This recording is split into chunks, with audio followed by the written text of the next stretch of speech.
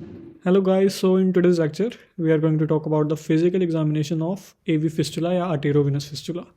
तो जो physical examination होता है आर्टेरोवेनस फिस्टुला का, वो एक बहुत ही इम्पॉर्टेंट टॉपिक रहता है डायलिसिस के अंदर, और सबसे इम्पॉर्टेंट होता है डायलिसिस टेक्नीशियंस के लिए, क्योंकि जब भी कोई फिस्टुला हमारे पास आता है तो हमें उसका फिजिकल एग्जामिनेशन करके हमें आइडिया लग जाना चाहिए कि उसमें क्या दिक्कत है, क्या उस पेशेंट को हमें डायलिसिस देना है या हमें उसका डायलिसिस नहीं देना, और उसको मतलब फर्दर फिस्टुला के इन्वेस्टिगेशन के लिए भेजना है। मतलब अगर उसमें कोई हमें दिक्कत दिखती है, कोई पस फॉर्मेशन या कुछ कोई सिनोसिस वगैरह देखना है, तो हम इस लेक्चर के अंदर जानेंगे कि फिजिकल एग्जामिनेशन जो होता है ये भी फिस्टुला का, वो हम कैसे करते हैं। So let's begin.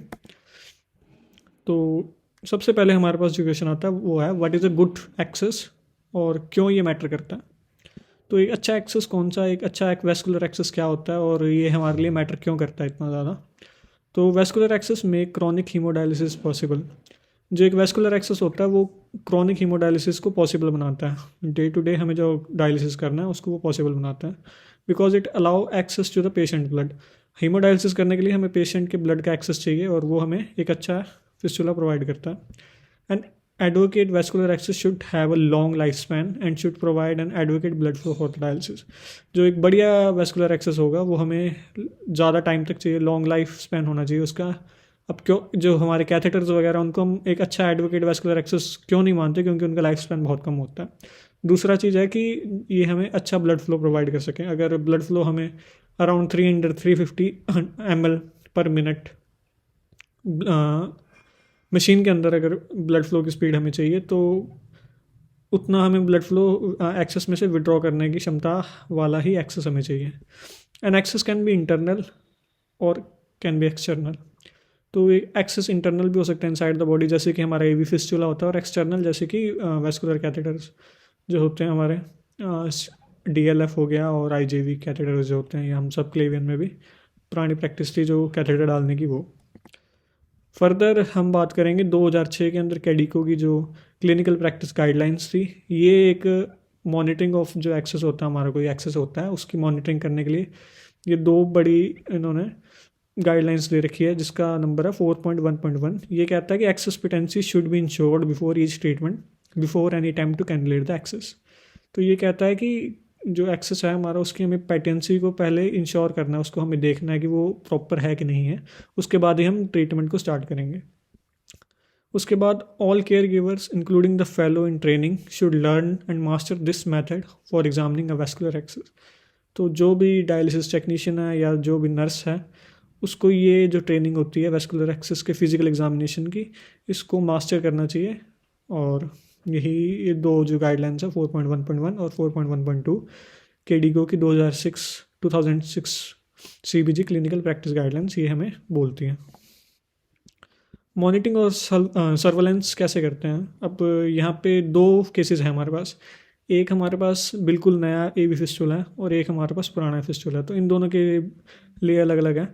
तो पहले बात करेंगे नए एवी फिस्टुला की। तो आइडेंटिफाई प्राइमरी फेलियर्स, हमें देखना है कि कहीं उसके अंदर प्रॉपर फ्लो हमें दिख रहा है नहीं दिख रहा, थ्रिल वगैरह है, प्रॉपर ब्रूइट हमें मतलब सुनने को मिल रही है नहीं मिल रही। अगर नहीं मिल रही तो उसको हम फिर प्राइमरी फेलियर के अंदर डिफाइन कर देते हैं।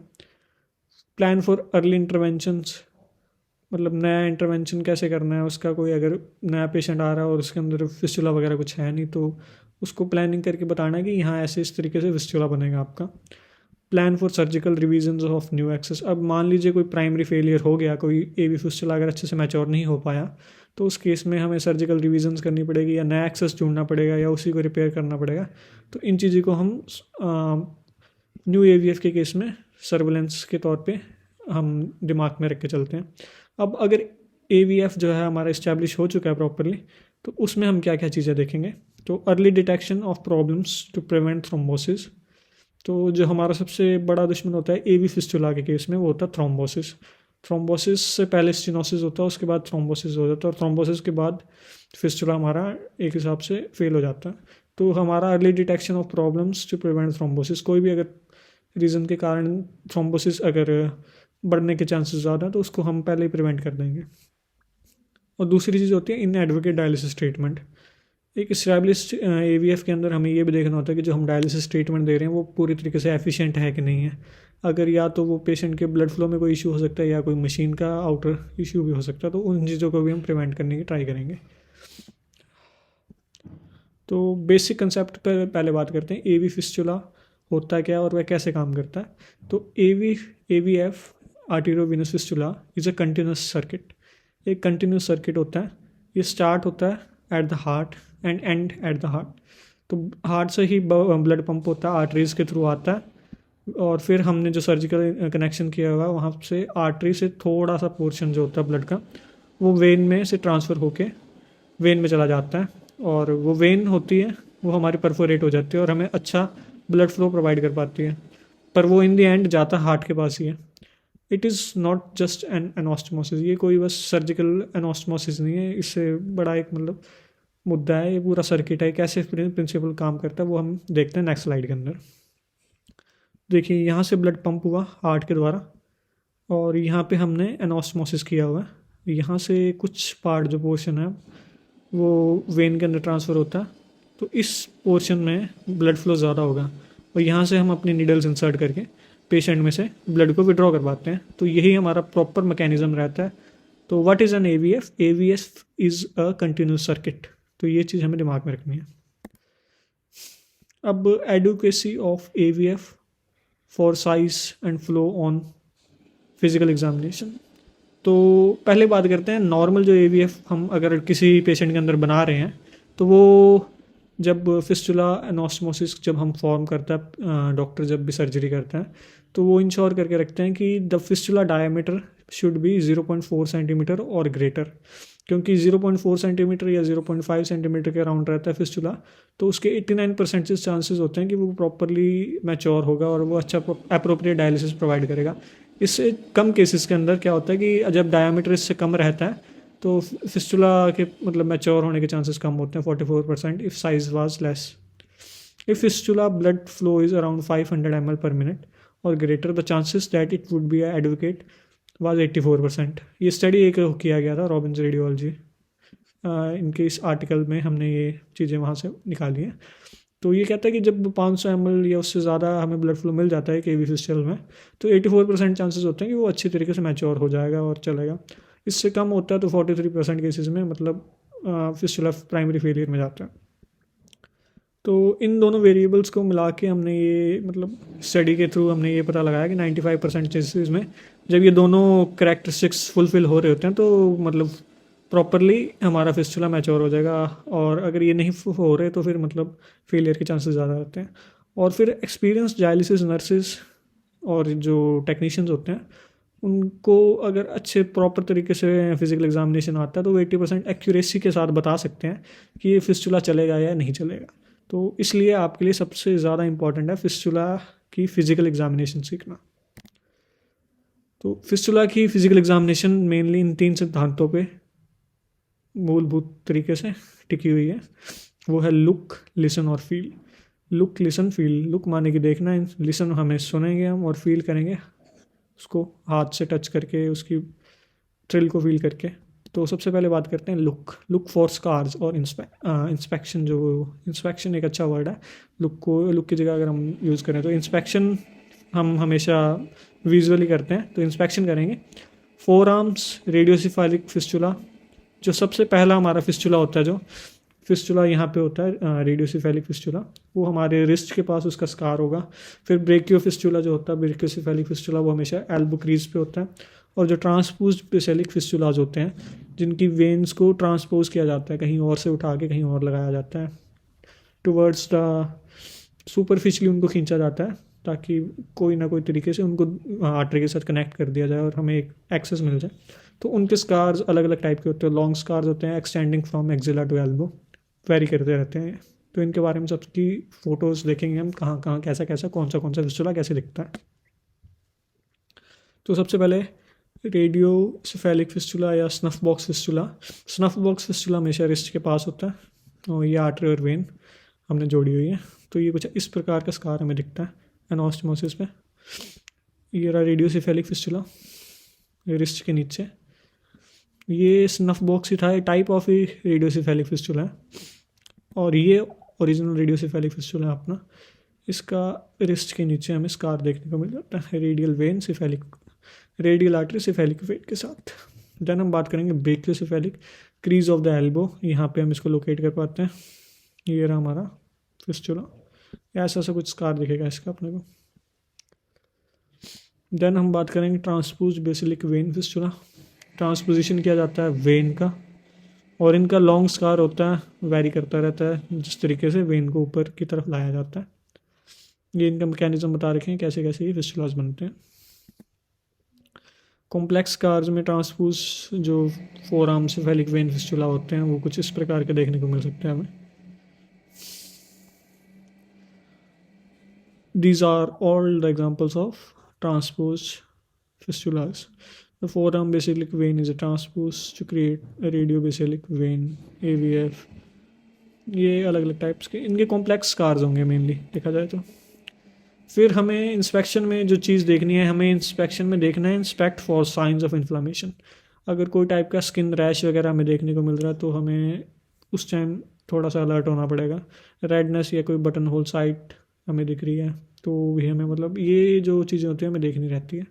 एनेरिज्म, अगर सूडो एनेरिज्म है या कुछ एनेरिज्म है जिसके कारण हेमाटोमा वगैरह कुछ बन गया, एक्चुअल में ये हेमाटोमा है और ये एनेरिज्म है। एनेरिज्म जब हमारी जो वेसल वॉल होती है वो क्या हो जाती है, वीक पड़ जाती है, तो वहाँ से वो ब्लड का फ्लो ज़्यादा आने लग जाता है, वो उभर जाती है और वो शाइनी भी हो जाती है स्किन, और इनका बर्स्ट करने का भी ज़्यादा चांसेस रहता है। तो ये एक्चुअल में एनेरिज्म का ये बनेगा।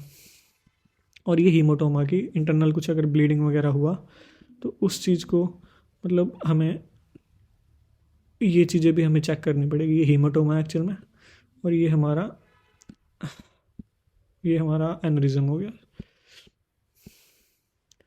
देन हम बात करते हैं आर्म एलिवेशन टेस्ट की। तो आर्म एलिवेशन टेस्ट एक इंस्पेक्शन का ही तरीका होता है कि इसमें हम आर्म को ऐसे हवा में रेज करके देखते हैं कि अगर फिस्टुला कोलैप्स कर रहा है तो वो अच्छे से फंक्शन कर रहा है, अगर वो कोलैप्स नहीं कर रहा तो उसमें कोई स्टेनोसिस है जिसके कारण वो कोलैप्स नहीं कर रहा। तो when the extremities is elevated the fistula collapses completely. तो जब एक्सट्रीमिटीज़ को हमने क्या करा कि 把它举高之后呢，你可以 ऐसे 看一 हम ना 下这个， आर्म्स 你 को 看 पूरा 要 एलिवेट 对 करेंगे 焦对这个， तो क्या होगा कि ये जो फिस्टुला आप देख सकते 你 हैं 看 कि 啊， ये 这个 धीरे 血 धीरे 管 धीरे करते 会 करते 跳 करते 有没有？ बैठ 哦 जाएगा। 啊，比 तो 刚 उस 刚 चीज़ को 还 हमें 要塌一点， मतलब 可 ये 是呢， चीज़ भी 它 हमारा 是 इसके अंदर यही रहता 比 है 较塌，可是它还 कि हमें इसमें ये जो फिस्टुला है अगर तो ये बैठ रहा है प्रॉपरली, जैसे ही हमने आर्म को एलिवेट किया ये पूरा का पूरा मतलब गिर जाएगा। तो ये हमें दर्शाता है कि इसकी पेटेंसी सही है, ये फिस्टुला प्रॉपरली काम कर रहा है। और जैसे ही हम इसको नीचे की तरफ वापस रखेंगे तो क्या होगा, अब देखिए इस बंदे ने यहाँ पे इसकी जो आर्टरी की थी उसको दबाया तो फिस्टुला जो पहले परफोरेटेड था वो पूरी तरीके से बंद हो गया, और जैसे ही इसने छोड़ा आर्टेरियल प्रेशर वापस वेन के अंदर गया तो फिस्टुला कोलैप्स से वापस नॉर्मल हो गया। तो यही आर्म एलिवेशन टेस्ट भी कहता है कि when the extremities is elevated the fistula collapses completely if there is no outflow obstruction. When the extremities is elevated, that portion, the fistula distal to the point of stenosis, remains distended, while the proximal portion collapses in normal fashion. तो हम वापस से भी देख सकते हैं इस video को कि क्या हो रहा है। तो जैसे ही मतलब नॉर्मल आर्टरी का फ्लो यहाँ से आ रहा था और वेन का यहाँ से जा रहा था, हमने जैसे ही आर्टरी को दबाया इस तरीके से तो क्या होता है कि आर्टरी से फ्लो जाएगा नहीं, तो ये कोलैप्स कर जाएगा, नॉर्मली कोलैप्स कर जाएगा। बट अगर हमने आर्टरी को दबाया और फिर भी ये कोलैप्स नहीं कर रहा तो मतलब कोई स्टेनोसिस वगैरह ऐसा सा कुछ है। तो ये हमारा आर्म एलिवेशन टेस्ट की बात है। इसमें फिर से देख सकते हैं आपकी यहाँ पे अभी सब कुछ नॉर्मल चल रहा है। ये जो फिस्टुला है स्टेनोसिस पे इन्होंने उठा रखा, आर्म को एलिवेट किया जैसे ही, और फिर जैसे ही हम इनकी ये जो वेन है इसको दबाएंगे तो ये क्या होगा कि ये बिल्कुल कोलैप्स कर गया। तो ये पूरा प्रॉपर है। फर्दर अब बात करते हैं और क्या क्या इंस्पेक्शन में हमें देखना होता है। तो हमें देखना है स्वोलन एक्सट्रीमिटीज़ का, कि अगर कोई एक्सट्रीमिटीज स्वोलन है तो वो कहीं सेंट्रल वेन के अंदर कोई दिक्कत है, स्टेनोसिस वगैरह, या कोई कोलेट्रल वेन फॉर्मेशन हो गया कि जो मेन वेन थी वो तो कुछ डैमेज के कारण जो साथ वाली वेन है वो ज़्यादा परफोरेट होगी। तो इन चीज़ों को हमें नोटिस में रखना होता है जब भी हम फिजिकल एग्जामिनेशन कर रहे होते हैं पेशेंट का।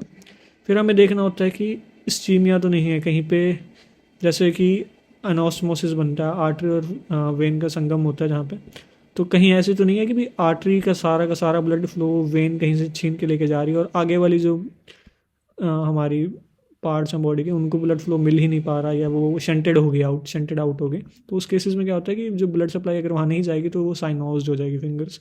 इसको स्टील सिंड्रोम भी बोलते हैं। साइनोज्ड माने कि वो ब्लू पड़ जाएंगी। तो जब वो ब्लू पड़ जाएंगी तो मतलब हमें पता लग जाएगा कि वो इस्चीमिक केस है पेशेंट के अंदर, इस्चीमिया है या मतलब। तो इन चीज़ों को भी हमने नोटिस में रखना होता है जब भी हम इंस्पेक्शन कर रहे होते हैं। देन फर्दर बात करेंगे। अब हमने लुक लिसन फील की बात करी, तो सबसे पहले हमने लुक देखा, तो लुक के अंदर हमने इंस्पेक्शन देखा सभी का। इंस्पेक्शन में हम क्या क्या देख रहे थे, हमने स्कार्स देखे। लुक लिसन फील में सबसे पहले हमने लुक की बात करी। लुक में हमने स्कार्स देख लिए सभी के।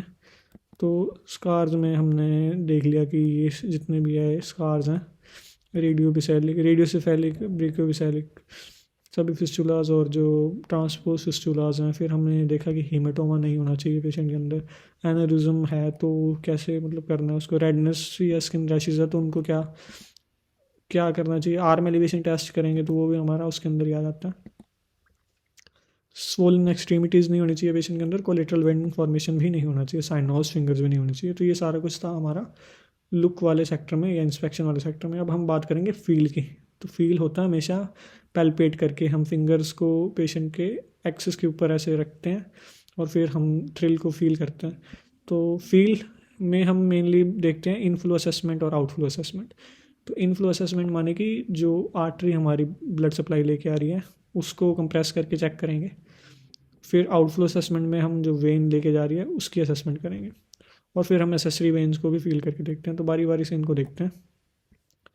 तो juxta anastomotic venous stenosis, JAV। Juxta मतलब कि बिल्कुल नज़दीक। तो ये most common site of venous stenosis होती है।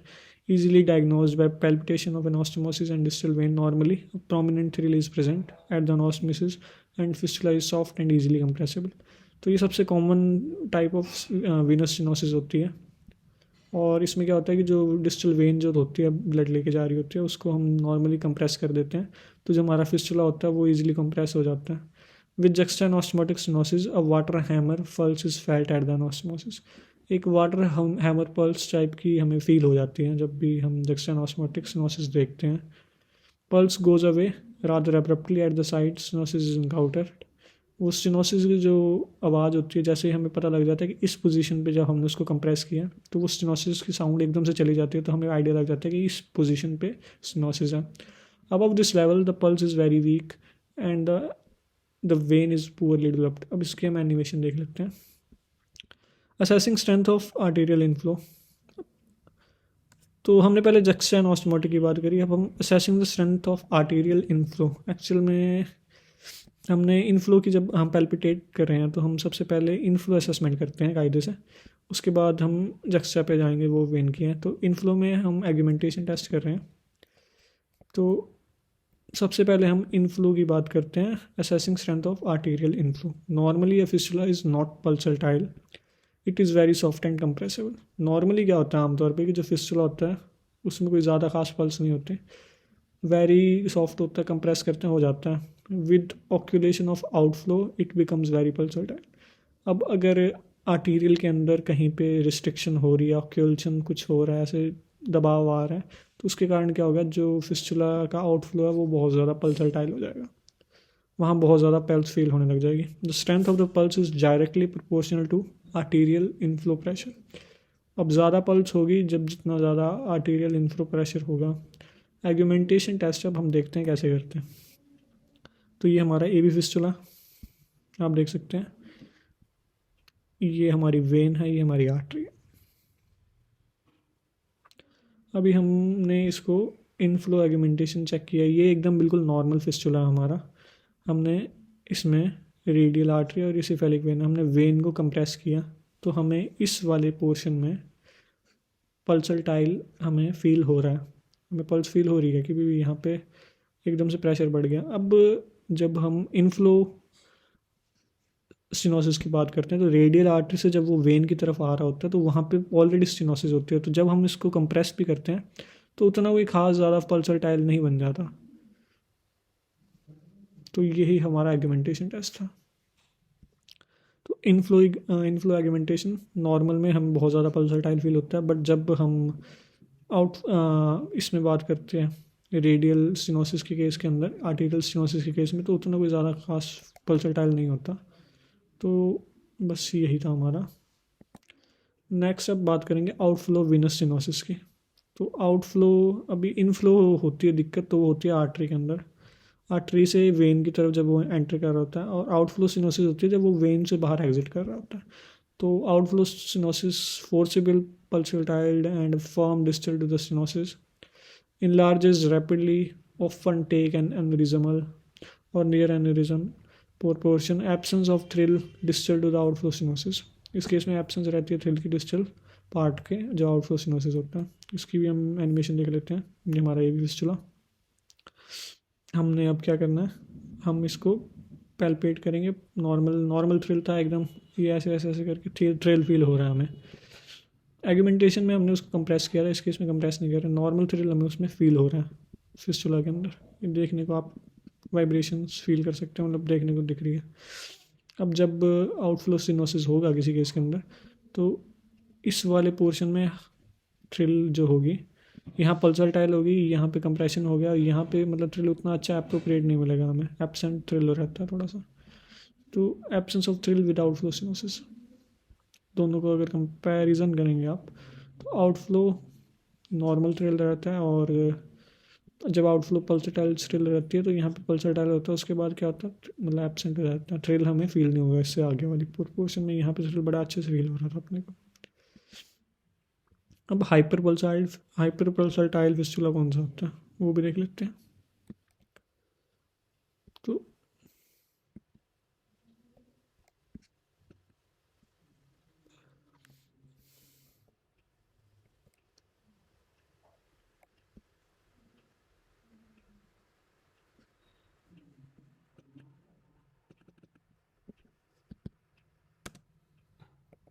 हाइपर पल्सटाइल फिस्टुला, इस केस में क्या होता है कि अभी शायद एनिमेशन काम नहीं कर पा रहा अच्छे से।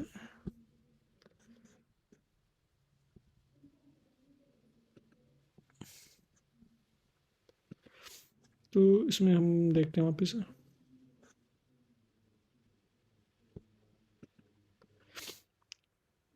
हाँ, तो देखिए AV फिस्टुला है, ये नॉर्मल हमारा, हमने इसको जूम इन कर लिया।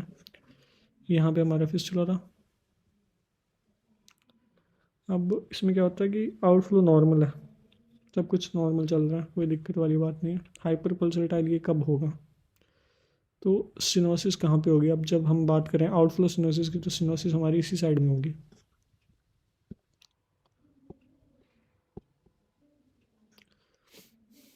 ये हो गया, इस वाली साइड में जो हमारा फिस्टुला है वो बहुत ज़्यादा हाइपर पल्सटाइल हो गया। यहाँ पे थ्रिल एब्सेंट थे, यहाँ पे बहुत ज़्यादा हाइपर पल्सटाइल हो गया फिस्टुला। तो ये टाइप ऑफ आउटफ्लो स्टेनोसिस है, सिंपली यही हम मतलब देखने वाले हैं।